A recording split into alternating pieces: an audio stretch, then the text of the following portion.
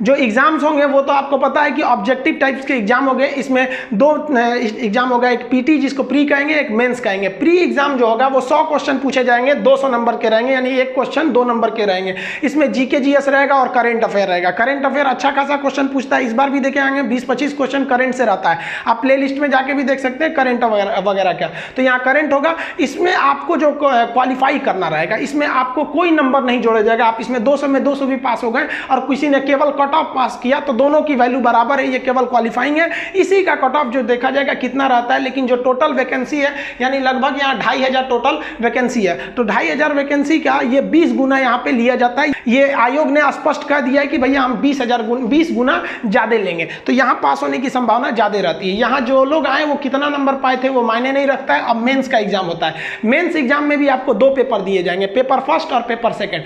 Paper first Hindi का होगा, ये केवल क्वालिफाइंग करना होगा, इसका मार्क्स आपको नहीं जोड़ा जाएगा। इसमें भी 100 क्वेश्चन आएंगे जिसका टोटल नंबर 200 रहेगा। इसका 30% पास पा गए आपको क्वालिफाई कर दिया जाएगा, क्योंकि दरोगा को एफआईआर वगैरह लिखना होता है। ज़्यादातर 99% एफआईआर हिंदी में ही लिखे जाते हैं, तो उसको लिखना तो आना चाहिए, नहीं तो उल्टा सीधा लिख देगा। तो ये केवल क्वालिफाइंग नेचर का होता है। इसमें आप टॉप भी कर जाएंगे तो उसका नंबर ऐड नहीं किया जाएगा। अब मेन आता है आपका पेपर 2, इसी पर आपका डिसाइड होगा कि आप सेलेक्ट होंगे, आप मेरिट में बनेंगे या बाहर जाएंगे। पेपर 2 जो होता है उसी के आधार पर मेरिट बनेगा, यहीं पे ज़्यादा फोकस करना है। अब इसमें भी 100 क्वेश्चन है, 200 मार्क्स के रहेंगे। अगर आप देखेंगे ना, क्वेश्चन हर स्टेप में बराबर ही है। यहाँ भी 100 क्वेश्चन, यहाँ भी नंबर भी बराबर है, यहाँ 200, यहाँ भी 200। लेकिन नंबर किसका जुड़ेगा, तो केवल मेंस के पेपर 2 का जुड़ेगा। इसमें क्या क्या रहेंगे, तो भाई 80 क्वेश्चन लगभग जीके जीएस से रहता है आपका, और 20 क्वेश्चन में मैथ रहता है, रीजनिंग रहता है, ये सब चीजें। तो ये तो आप बिहार वाले लड़के हैं लोग, ज्यादातर इसमें बिहार दरोगा में बिहार के भरते हैं लोग, वो लोग तो मैथ वगैरह ये सब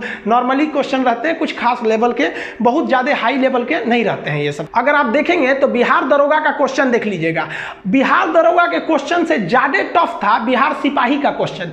तो दरोगा का अगर आप प्रीवियस ईयर का क्वेश्चन बनाएंगे ना, तो आपके अंदर थोड़ा सा कॉन्फिडेंस आएगा। आप प्रीवियस ईयर का क्वेश्चन बना के देखिएगा, बहुत भ्रष्ट क्वेश्चन नहीं रहता है। लेकिन हाँ, बिहार दरोगा में ज्यादातर लड़के फेल क्यों हो जाते हैं, क्योंकि वो सोचते हैं, वो लास्ट पीरियड में बहुत फ्रस्ट्रेट हो जाते हैं, सोचते हैं क्या पढ़ ले पूरा। अब पढ़ने की वजह से क्या होता है कि उनके अंदर जो पढ़े रहते हैं ना, वो भी अच्छा से नहीं हो पाता है। और चूंकि इसमें हर फेज में आपको मिलेगा निगेटिव मार्किंग, यहाँ भी निगेटिव, वहाँ भी, दोनों सेक्शन में निगेटिव मार्किंग मिलेगा। निगेटिव पॉइंट जो है वो 0.2 का है, यानी एक गलती करेंगे तो 0.2 नंबर काट लिए जाएंगे, तो निगेटिव मार्किंग है। अब लड़का इतना ना गौच पौच कर लिया है पढ़कर कि वो जाके वहाँ निगेटिव अटेम्प्ट करके चला आता है। तो इसलिए आप सटीक पढ़िए, और इस एग्जाम के लिए आपके पास एनफ टाइम है। प्रीवियस क्वेश्चन को जरूर देखते रहिएगा। जैसे मान लीजिए कि आप पॉलिटी पढ़ रहे हैं, पॉलिटी में राष्ट्रपति का टॉपिक पढ़ रहे हैं, 2 दिन में आप राष्ट्रपति का टॉपिक को कंप्लीट कीजिए, 3 दिन ले लीजिए अच्छा से, क्लास में पढ़ने के बाद 2-3 दिन उसको समय लीजिए। ये नहीं कि लड़का सोचता है नहीं आज बैठेंगे ना सुबह 7 बजे तो 10 बजे तक खत्म कर देंगे। अरे भाई साहब, ऐसा रूटीन बनाने से कुछ नहीं होता है। लड़का रूटीन बनाएगा, 7 बजे उठना है, 12 बजे तक ये जीएस पढ़ना है, फिर 2 बजे तक रीजनिंग पढ़ना है। मतलब ऐसा रूटीन बनाता है जिसे लगता है आर्मी का कमांडो है, उस तरह से रूटीन। ये सब नहीं, आप पढ़िए, कंटिन्यू पढ़ते रहिए, गैप नहीं करिए। तो इस वजह से आप देखिए कि बहुत आडंबर मत रच लीजिएगा। जो पढ़िएगा उसका प्रीवियस चैप्टर वाइज जरूर देखिएगा कि किस लेवल के क्वेश्चन आ रहे हैं। अब बहुत सारे क्या चीज़ है कि भाई कुछ प्रैक्टिस बुक्स भी हैं सब, बहुत ज़्यादा। उन प्रैक्टिस बुक्स में हम देखते हैं कि वो जो प्रैक्टिस बुक है, अगर आप ध्यान से देखेंगे तो किसी और कंपनी का प्रकाशन है, उसने किसी टीचर को पकड़ रखा है। अब वो लोग क्या कर देते हैं ना कि प्रैक्टिस बुक का स्टैंडर्ड बढ़ाने के लिए वो क्या कर देते हैं कि क्वेश्चन को किसी और डायरेक्शन में ले जाते हैं। अब लड़का फ्रस्ट्रेट हो जाता है। तो आपको क्वेश्चन का सही पैटर्न पकड़ने के लिए आपको प्रीवियस क्वेश्चन ही देखने पड़ेंगे। स्मृति पर यानी मेमोरी पर आधारित क्वेश्चन पर उतना बिलीव नहीं करेंगे, प्रैक्टिस सेट पर भी कुछ खास बिलीव नहीं करेंगे। हाँ, प्रैक्टिस करते रहिएगा, लेकिन ऑथेंटिक जहां चेक करना रहेगा वो आप प्रीवियस क्वेश्चन को ही ध्यान दीजिएगा। इसके बारे में जो बैच हो गए वो इस महीने के लास्ट में आ जाएंगे आपके दरोगा के लिए। हम आपको फिर कहते हैं कि देखिए, आप कब तक आप ऐसे पढ़िएगा कि दरोगा के लिए अलग पढ़ना है, बीपीएससी के लिए अलग पढ़ना है, रेलवे के लिए अलग पढ़ना है, मतलब इतना फुर्सत है आपको। और आप क्यों नहीं चाहते कि भाई हमने एक साथ पढ़े? आप बताइए, अब आप ही बताइए ना, जलियांवाला बाग की जो घटना हुई थी वो 1919 में हुई थी, तो रेलवे में क्या 1930 पूछेगा? अब बीपीएससी में 1940 पूछ देगा? नहीं होगा। और ये तो गया जमाना। अब आप जरा देखिएगा कि जो क्वेश्चन रेलवे में पूछा है वो क्वेश्चन बीपीएससी में भी पूछ दे रहा है। तो अब ये ग्लोबलाइज हो गया है, मतलब एक तरह से कहिए तो खिचड़ी बन गया है। पहले एक फिक्स रहता था कि नहीं लूसेंट एसपीडी पढ़ लो रेलवे हो जाएगा, अब वो जमाना चला गया। अब आपको डीप कंसेप्ट पूछता है, आपको डीप कंसेप्ट समझ में आएगा, आप नहीं भूलिएगा। आप देखे होंगे मूवी में, अगर हम आपसे कहते हैं मेरा वचन ही है मेरा शासन, आप तुरंत बता देंगे माहिष्मती में शिवगामी देवी का डायलॉग है। कैसे बता दिए? क्योंकि जो आप 3 घंटे की मूवी देख रहे हैं ना, उस 3 घंटे की मूवी के पीछे 1 साल का मेहनत है उस डायरेक्टर का, एक एक सीन को कट करके लगाया है, कैमरा कट एक्शन, एक साल तक उसने मेहनत किया है, इसलिए आपको वो 3 घंटे की मूवियाँ खटाक से डाउनलोड हो जाती है। और वही मास्टर साहब स्कूल में पढ़ा देंगे, तो एक बार स्कूल में पढ़ो, एक बार घर में पढ़ो, एग्जाम के टाइम रिवाइज करो। अरे भाई साहब, एक चीज 20 बार पढ़ेगा आपको पढ़ाई को फिल्म की तरह पढ़ना है। हम कहते हैं आप अपना नाम नहीं भूल पाते हैं, लेकिन पढ़ाई कैसे भूल जाते हैं? तो इस तरह से पढ़िए कि एक तो मूवी आई थी ना जब तक है जान, तो पढ़ने के समय ये ध्यान दीजिए कि आज तो हम पढ़ रहे हैं, दोबारा तब तक नहीं पढ़ेंगे जब तक है जान, आप भूल ही नहीं सकते हैं। इस तरह से पढ़ाई करिए। यहाँ पर देखिए, याद रखने की जिम्मेदारी आप हमको छोड़ दीजिए, आपको याद नहीं रखना पड़ेगा, इतना गारंटी है आपको। बस थोड़ा सा सावधानी से, बस थोड़ा सा नींद वगैरह अच्छा लेते रहिएगा, पढ़ते रहिएगा।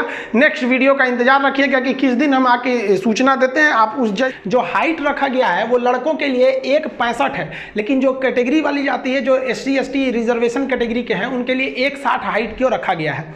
और लड़कियों के लिए इस बार सबसे बड़ी खुशखबरी क्या है कि लड़कियों की हाइट 1.55 रखी गई है, जो पिछली बार ज़्यादा रख दी गई थी। लड़कियों की जो पिछली बार रखी गई थी उसके लिए हम लोग काफी ज्यादा, आपको भी पता है, बहुत सारी लड़कियां लड़के सबने प्रोटेस्ट किया था। हम लोग से भी जितना हो सका था, हर एक मीडिया में हम लोगों ने गया था, यहां तक कि हम तो नीतीश कुमार तक सचिवालय तक गए थे। आप लोग को पता होगा वहां इतना उटपटा मतलब जवाब आया वहां से हमको, मतलब कहें कि क्या खान साहब आप बोलिए तो लड़कियों की हाइट 3 फीट कर देते हैं। मतलब इतना मजाकिया अंदाज में किए ना, जिसका कोई हद नहीं। इस बार जब पटना आते हैं ना, तो उनसे जाके मिलते हैं कि अच्छा बताइए, पिछली वैकेंसिया में हम आए थे आपके पास चल के, तो आप कह रहे थे बोलिए 3 फीट कर दे, इस बार क्या कर दिए जब प्रेशर पड़ा तब। और दूसरा देखिए, जब भी हाइट जो होता है, अभी तो खैर कोई समस्या नहीं है, अब तो हाइट लड़कियों के लिए भी कम हो गया, लड़कों के लिए भी ठीक ठाक। अब इससे नीचे हाइट रखना भी ठीक नहीं है, क्योंकि डिफेंस की ये जॉब है। अब जब लड़कों की हाइट नापी जाती है ना, तो सबसे बड़ा गलती क्या करता है लड़का या लड़की, ऐसे गर्दन उठा देता है, इससे हाइट उसकी 1 सेंटीमीटर घट जाती है। यहाँ स्केल रखा जाता है, आप इमेज में देखिए, स्केल को यहाँ रखा जाएगा, तो आपको नीचे रखना है। अब ज्यादा नीचे करेंगे ना तो वो भी जानता है कि पहुंचा फकीर है, उठा देगा, उठाओ इसे। तो ऐसा करना है कि नजर मिला रहा है, हल्का सा इसे नीचे रखना है। जो नापने वाला है उसको देखिए, अगर ज्यादा मतलब नजर नहीं रखा तो नीचे कर दीजिए। जितना इसको नीचे करेंगे आपका ये वाला हिस्सा ऊपर आता है, इससे कि आपकी हाइट अच्छी हो जाती है। अगर ऐसे कर देंगे तो आपका तो जो भी है घट जाएगा वहां पर। और उसके बाद क्या करना चाहिए, हाथ पैर को एकदम सीधा रख के कमर की हड्डी को पूरा ऊपर खींचना चाहिए, गर्दन को पूरा। ये कमर क्या होता है, आदमी थोड़ा सा लूज छोड़ देता है, कमर खींचेंगे तो थोड़ा बहुत चेंजिंग आता है। और तो टोटल बॉडी का जो वेट होता है उसको उंगलियों पे छोड़ देना चाहिए। एड़ी उठाना नहीं है, लेकिन टोटल बॉडी का 100% वेट आगे के पंजे पर, पैर का जो पंजा है वहां छोड़ देना है। बस एड़ी नाम के लिए सटा रहा है, इससे कि आपकी 1 से 1.5 सेंटीमीटर हाइट ऐसे ही बढ़ जाती है। हम लोग भी जब NCC करते थे तो उस समय हाइट हम लोग का पता शायद उतना नहीं था जो उस समय एलिजिबिलिटीज मांगी जाती थी, तो हम लोग ऐसे ही किए, तो बॉर्डर लाइन पे थे, हमारा भी उसमें हो गया था। तो इस चीज को ध्यान रखिएगा। रनिंग को देखते हैं। देखिए, रनिंग में कुछ समस्या आती है। पहले रनिंग समझिए, मेल के लिए 1600 मीटर दौड़ना है, ये 1600 मीटर 6.5 मिनट में दौड़ना है, ना टाइमिंग कम है और ना ही बहुत ज्यादा दौड़ना है। और फीमेल के लिए 1000 मीटर यानी 1 किलोमीटर दौड़ना है 6 मिनट में। तो ये दोनों के लिए रनिंग बहुत ज्यादा टफ नहीं है। रनिंग में 2 जगह समस्या आती है। पहला तो आप कंफ्यूज हो जाएंगे जब दौड़ाएगा ना, तो A to B, B to C, C to D, इसमें कंफ्यूज हो जाएंगे, गलत ट्रैक पे चल जाएंगे तो आपका समय ऐसे ही बर्बाद हो जाएगा। ये तो वहां पे, ये हम जब ऐप पे पढ़ाएंगे आपको, तो वहां पे पूरा डायग्राम के हिसाब से बता देंगे कि क्या होता है A to B, B to C दौड़ने के लिए। एक ही ऐसा थोड़ी रहता है कि सीधे ट्रैक रहेगा 1.5 किलोमीटर की दौड़ जाओ, ऐसा नहीं रहता है। वो ट्रैक को कोडिंग रहती है, उस हिसाब से दौड़ना रहता है। और ज्यादातर लड़के दौड़ में छटते क्यों हैं, आप देखे होंगे 6-6 महीने से दौड़ने वाले लड़के छट जाते हैं और 15 दिन दौड़ के निकल जाते हैं। एक लड़की पढ़ती थी, साधना नाम था, अभी वो मुझे कौन सा सीमांचल मधेपुरा साइड में अभी वो सब इंस्पेक्टर के पोस्ट पे है। वो शादीशुदा थी, एज भी उसका लगभग 28-29 था। वो हमसे कही थी सर रिटर्न तो निकालनी है पीटी में, हम दौड़ ही नहीं पाएंगे वहां पे, क्योंकि उसको दौड़ने का प्रैक्टिस भी नहीं था। तो देखिए, दौड़ने में हालांकि अभी वो पास हो गई, अब जो उसके साथ दौड़ने वाली थी सब, वो सब में से बहुत सी सेलेक्ट हुई है, कई तो फेल भी हो गए। देखिए कैसे दौड़ में पास हो जाता है। देखिए, दौड़ में केवल 3 समस्याएं आती हैं। सबसे पहला कि आपकी स्टेमिना खत्म हो जाती है, दौड़ने की शक्ति ही नहीं बचेगी तो छट जाएंगे आप। तो स्टेमिना के लिए भी कुछ रूल होते हैं। पहला समझिए कि दौड़ने में क्या करता है कि आपको सुबह 8 बजे बुला लेगा, आप दौड़ाएगा 2 बजे, कोई ठीक नहीं रहता है कब दौड़ाएगा, लेकिन इतना समझिए कि 3-4 घंटा पहले बुला लेता है। तो होता क्या कि लड़का तो सुबह सुबह नाश्ता भी नहीं किया रहता है और उसको दौड़ाएगा 2 बजे एकदम भयानक धूप में, मई जून में लेगा, तो अभी सोच लीजिए, तो जो बेचारा अच्छा खासा आदमी रहेगा भूख के 2 बजे उसको टटा देगा वैसे। तो उसके भी कुछ तरीका आते हैं, हम यूट्यूब पे खुल के नहीं बोल सकते, कुछ रिस्ट्रिक्शंस है। लेकिन उसके बाद दूसरी समस्या क्या आती है, सांस फूलने की। जिसको दौड़ने की आदत नहीं है, सांस फूलने लगता है। तो सांस फूलने के लिए एंटीकोलिन आते हैं सब दवाइयां, हम दवा का नाम यहां नहीं बोल सकते, मजबूरी है। आप कोरोना के मरीज को भी देखिएगा सांस फूलता है तो उनको भी दवाइयां दी जाती है, तो एक टैबलेट आता है 3 दिन पहले से खाना चालू करिएगा तो सांस नहीं फूलेगा। और सबसे बड़ी जो समस्या आती है वो लैक्टिक एसिड का जम जाना पैर में, पैर आपका दर्द नहीं करेगा, जाम हो जाएगा, उठेगा ही नहीं वहां पे, तो उसके लिए भी दवाइयां आती है। सब भाई हम इनका नाम ओपनली यूट्यूब के प्लेटफॉर्म पे नहीं बोल सकते क्योंकि यूट्यूब हमारा थोड़ी है। ऐप जब आपको पढ़ाएंगे दरोगा का बैच तो उसमें हम इन तीनों चीजों को बताएंगे। हम आपको बताते हैं इस चीज को कि 1.5 से 2 महीना आपको दौड़ निकालने के लिए एनफ है। देखिए हम, अब कुछ लोग कहेंगे कि सर ऐसा नहीं हो सकता भाई, जब हम एग्जाम हम देखें ऐसा एग्जाम्पल होते हुए, और आप तो ऐसे भी देखे होंगे 6 महीना से जो दौड़ रहे हैं उनका नहीं हुआ है, तो अभी से ही नहीं कि दौड़ने के लिए लग जाए, 1.5 से 2 महीना एनफ है। Hard work is not a की of success, smart work is की ऑफ सक्सेस। आप 3 दिन पहले से दवाई लीजिए, आपका सांस नहीं फूलेगा, आपको स्टेमिना की कोई कमी नहीं होगी और ना ही आपका पैर जाम होगा, केवल उस दिन के लिए, ये परमानेंट के लिए नहीं है। वहां वो लोग दौड़े जिनको मतलब धावक बनना है, मैराथन निकालना है, इससे आप आराम से निकाल सकते हैं टेक्निक के माध्यम से, वो हम ऐप में बताएंगे। जो गोला फेंक का है, गोला फेंकने के लिए वो मेल के लिए 16 पाउंड का गोला है जो 16 फीट के ऊपर फेंकना है, और फीमेल के लिए 12 पाउंड का है, इनको कम दूरी फेंकना है 10 फीट के लिए। ये तो फिजिक्स में आप सिंपल पढ़े होंगे, रेंज जो होता है प्रोजेक्टाइल का 45 डिग्री पे फेंकना है। इसमें प्रॉफिट सबसे बड़ा फायदा किसको होता है, जिनकी हाइट थोड़ी ज्यादा है ना, उनको एक एक्स्ट्रा एज मिल जाता है फेंकने के लिए। इसकी प्रैक्टिस होना जरूरी है क्योंकि इसको एक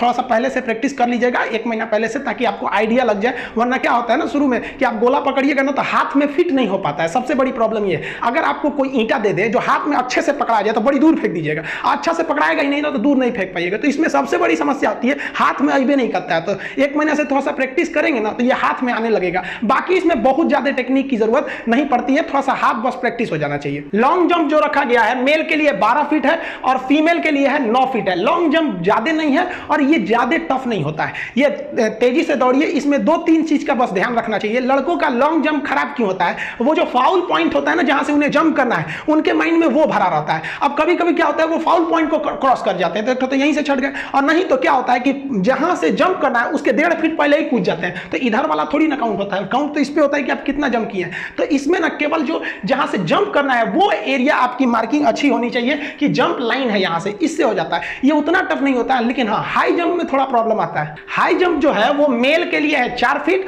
और फीमेल के लिए है 3 फीट। हाई जंप में सबसे बड़ी समस्या क्या होती है कि जो लड़के को लगता है कि नहीं हम 1 हफ्ते में दौड़ निकालेंगे, प्रैक्टिस करेंगे, सीधे चले जाएंगे वहां के लिए, तो भाई साहब जिस दिन आप हाई जंप की प्रैक्टिस करना चालू कीजिएगा ना तो कोई दिक्कत नहीं है, और जब ग्राउंड से आइएगा सोइएगा ना तो अगले दिन उठ नहीं पाइएगा। बैठने के लिए किसी चीज को पकड़ के बैठिएगा, अरे बाप रे बाप, ये ना पूरी तो सबसे ज्यादा जो होता है ना जाम कर देता है पैर को ये। तो इसको तो इतना ध्यान दीजिएगा कि जिस दिन से आप इसकी प्रैक्टिस करना चालू करिएगा उसके 1 हफ्ते तक ये आपको कुछ करने नहीं देगा, उसके बाद ये ईजी हो जाता है। हाँ, जो इसके लिए होता है बेली जंप, ये जरूरी होता है। आप सामने से मत जाइएगा, क्रॉस कूदिएगा तो आप आराम से कर सकते हैं। अब कुछ लड़के क्या होते हैं सामने से कूदते हैं, एक्चुअली सामने से कूदना ईजी है लेकिन ज्यादा नहीं कूद पाएंगे। और बेली जंप जो होता है साइड में, थोड़ा सा उसमें 1 हफ्ता प्रैक्टिस में वक्त लगता है, लेकिन एक वक्त है जो सही तरीका है, वहां से आप आराम से इसको जंप कर सकते हैं।